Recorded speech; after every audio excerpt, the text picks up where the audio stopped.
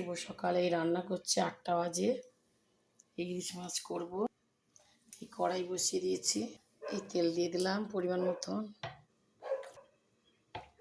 এই কালো জিরে দিয়ে দিলাম, এই টমেটো দিয়ে দিলাম, কটা রসুন পা দিয়ে দিলাম, 3টে কাঁচা লঙ্কা দিয়ে দিলাম, এক চামচ লবণ দিয়ে দিলাম, নেড়ে দিলাম ভালো করে। টমেটো গলে গেছে, মাছগুলো দিয়ে দিচ্ছি, নেড়ে দিলাম ভালো করে। একসঙ্গে দিয়ে দিচ্ছি মাছগুলো, একটু হালকা করে ভেজে নেবো। করে দিলাম পোস্ত সর্ষে দিয়ে দিলাম, যা আবার জল দিয়ে দিচ্ছি,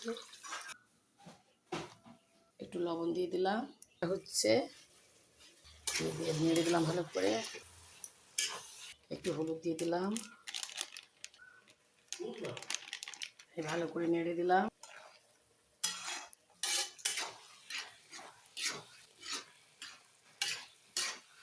এই হয়ে গেছে, লাউ তরকারিটা হয়ে গেল। কাঁচা তেল ছড়িয়ে দিলাম, মাছটা আর একটু নেড়ে দিলাম ভালো করে। লাউ কটা হয়ে গেছে, লাউ তরকারি এই হয়ে গেছে। ইলিশ মাছ মনে হয় নেড়ে দিলাম ভালো করে।